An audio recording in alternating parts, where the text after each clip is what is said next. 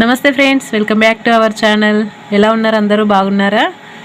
అయితే ఈ మధ్య వీడియో చేయడానికి అస్సలే వీలు అవ్వట్లేదండి. ఎందుకంటే బాగా జలుబు చేసింది, వాయిస్ అంతా అస్సలే బాగాలేదు. అందుకోసమని వీడియో తీయడం కానీ వీడియో అప్లోడ్ చేయడం కానీ ఏం చేయలేదు.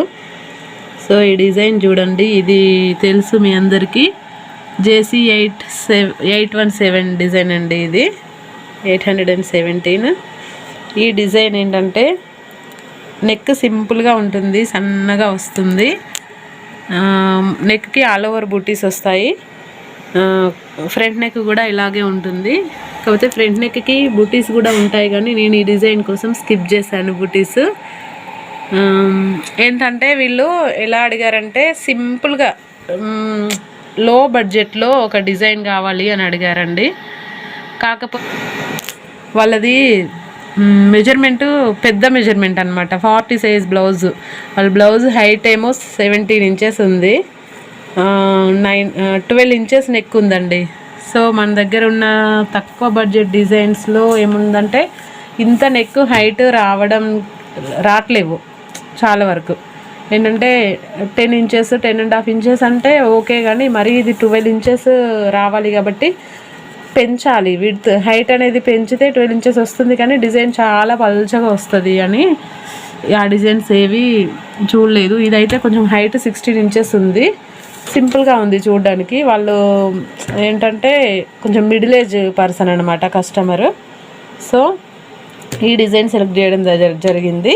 ఇదైతే నెక్కి, బ్యాక్ నెక్కి 28,000 స్టిచెస్ ఉన్నాయి. ఫ్రంట్ నెక్ కూడా చాలా తక్కువ స్టిచెస్ ఉన్నాయి.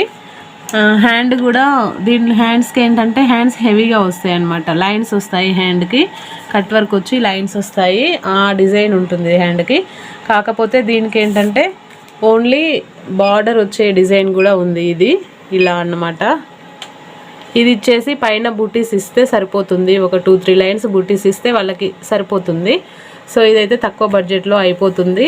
డిజైన్ కూడా చూడడానికి బాగుంటుందని చెప్పేసి ఈ డిజైన్ సెలెక్ట్ చేయడం జరిగింది. వాళ్ళు మీరే ఏదో ఒక డిజైన్ చూసి వేయండి నాకు ఇంత బడ్జెట్లో అని చెప్పారు, కాబట్టి మనమే ఈ డిజైన్ సెలెక్ట్ చేయడం జరిగింది అనమాట. వీళ్ళు ఏంటంటే మనకి రెగ్యులర్ కస్టమర్ అనమాట. ఒకేసారి ఒక 1 మంత్కి 1.5 మంత్ కూడా పట్టదు, 1 మంత్కి ఒకసారి అయినా ఒకేసారి 7-8 బ్లౌజులు ఇస్తారనమాట స్టిచ్చింగ్కి. డిజైన్ మాత్రం ఇదే ఫస్ట్ డిజైన్ వాళ్ళు వేయించుకోవడము. స్టిచ్చింగ్ మాత్రం రెగ్యులర్గా అంటే అంతే చెప్పాను కదా, 1 మంత్కి 7-8 బ్లౌజెస్ కంటే తక్కువ మాత్రం ఇయ్యరు, ఒకేసారి ఇస్తారు. మళ్ళీ 1 మంత్ 1.5 మంత్ అట్లా అవగానే మళ్ళీ ఇస్తారనమాట.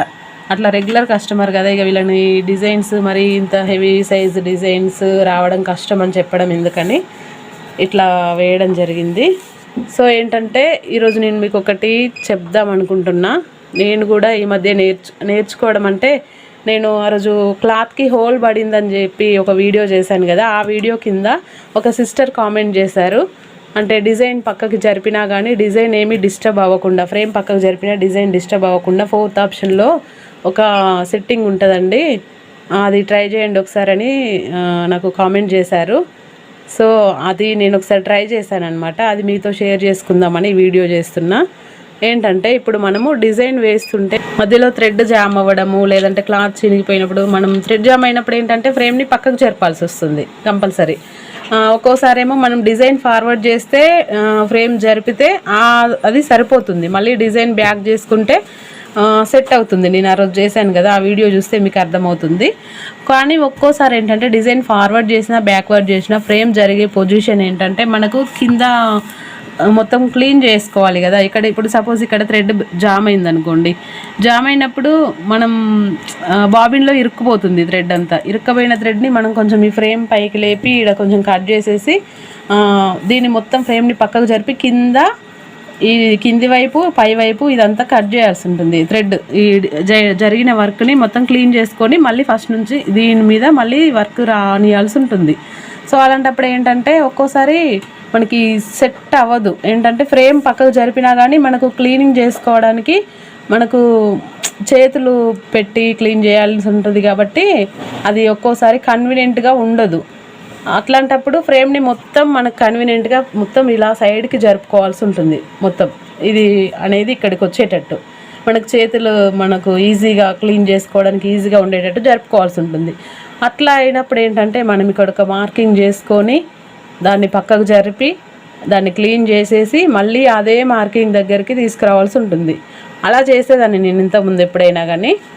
సో అట్లా చేయడం వల్ల ఏంటంటే ఒక టెన్షన్ అనేది ఉంటుంది. ఇక్కడ మార్కింగ్ చేసుకున్నాం కానీ మళ్ళీ కరెక్ట్గా అది పొజిషన్కి వస్తుందా లేదా, మనం ఫ్రేమ్ మాన్యువల్గా జరుపుతున్నాం కదా, దానంతట అది మనం వర్క్ ఫార్వర్డ్ చేసి జరిగితే ఓకే ఏం కాదు, మళ్ళీ వర్క్ని బ్యాక్ చేసుకుంటే కరెక్ట్ పొజిషన్కి వచ్చి ఉంటుంది. సో మనం అలా కాకుండా మనం జరుపుతాం కాబట్టి అది కరెక్ట్గా సెట్ అవుతుందో లేదో అనే టెన్షన్ ఉండేది. ఒక్కోసారి 2 సార్లు నాకు కూడా అట్లా సెట్ కాక కొంచెం డిజైన్ పక్కకు జరిగి పడడం అలాంటివి జరిగినాయి. ఇప్పుడు ఈ సిస్టర్ పెట్టిన కామెంట్ వల్ల నాకు తెలిసింది ఏంటంటే చాలా హెల్ప్ అయింది నాకైతే ఈ కామెంట్. చూడండి ఇప్పుడు మనం ఇదే డిజైన్ తీసుకుందాం. నేను డిజైన్ అయ్యేటప్పుడే వీడియో తీద్దాం అనుకున్నా కానీ వీలు కాలేదండి. ఈ డిజైన్ నేను కన్ఫర్మ్ చేసుకుంటున్నా. చూడండి ఓకే డిజైన్ కన్ఫర్మ్ చేస్తున్నా. డిజైన్ వర్క్ అవుతుంది చూడండి. నేను ఫార్వర్డ్ చేసినా మనకు డిజైన్ నడుస్తున్నట్టే కదా. చూడండి ఫార్వర్డ్ చేస్తున్నా.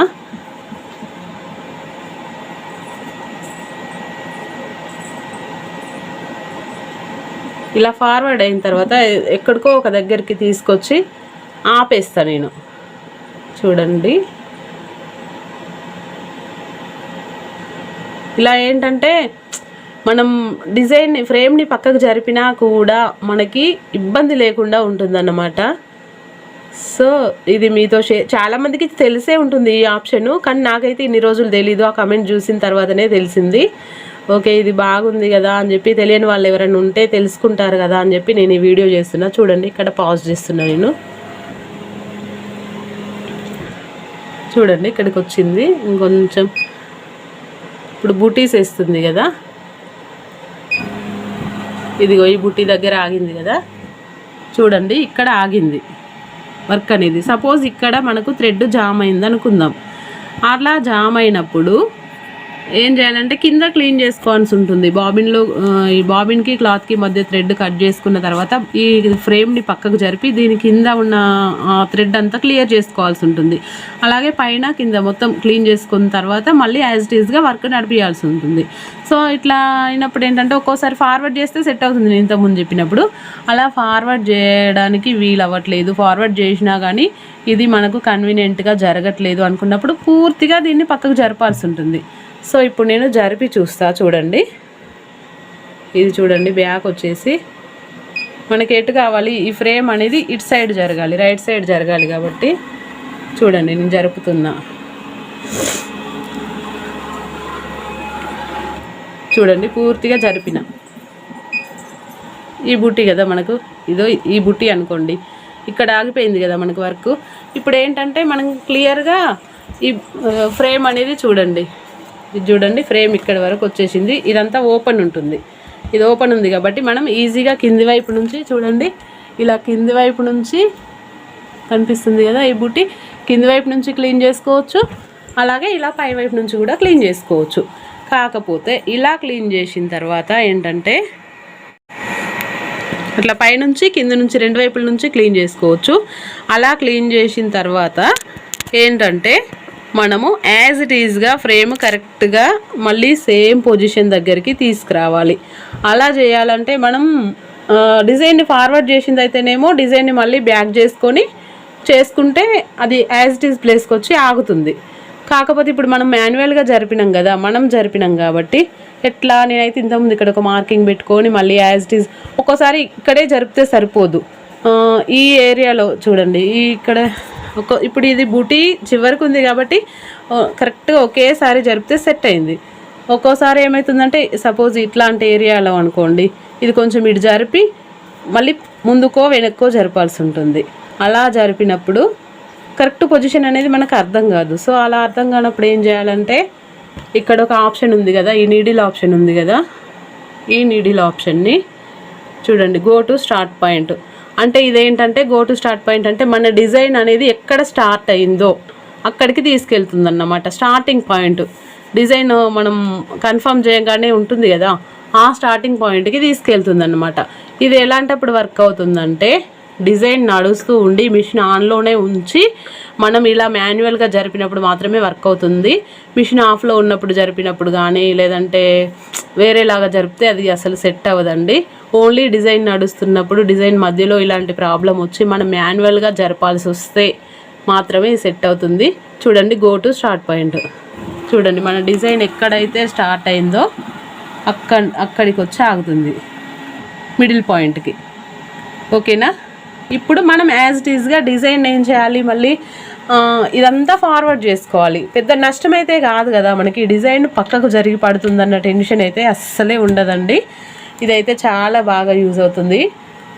ఇప్పుడు ఏం చేయాలి, మనం ఈ బుటీ కదా, ఇది 1 2 సెకండ్ బుటీ. చూడండి, ఇక్కడికి మనం డిజైన్ని మళ్ళీ ఫార్వర్డ్ చేసుకోవాలి. సేమ్ అలా ఫార్వర్డ్ చేసుకున్న తర్వాత డిజైన్ని మనం ఈజీగా కంటిన్యూ చేసుకోవచ్చు.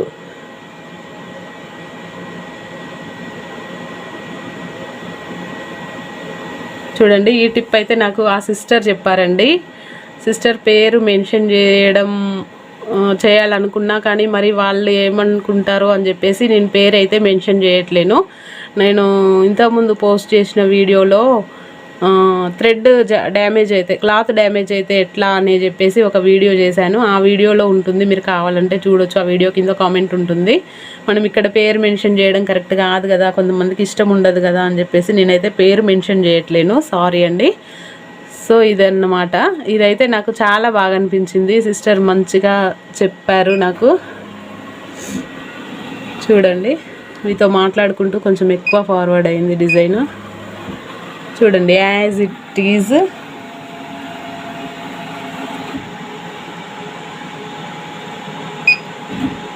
కొంచెం బ్యాక్ రావాలి, వస్తే యాజ్ ఇట్ ఈజ్ సేమ్ బుటీ దగ్గర. చూడండి, ఇదే బుటీ, ఈ బుటీ ఇది ఇలా కరెక్ట్గా డిజైన్ అయితే వస్తుందన్నమాట. దీనివల్ల డిజైన్ పక్కకు జరుగుతుంది, ప్లేస్మెంట్ చేంజ్ అయి పడుతుంది అన్న బాధ అయితే అస్సలే ఉండదండి. ఇది మాత్రం చాలా రిలీఫ్ అని చెప్పొచ్చు. నాకైతే చాలా బాగా అనిపించింది ఆ కామెంట్ చదివిన తర్వాత. మీకు ఇలాంటి ఇంకా చాలా మంచి టిప్స్ చాలామంది దగ్గర ఉండుంటాయి.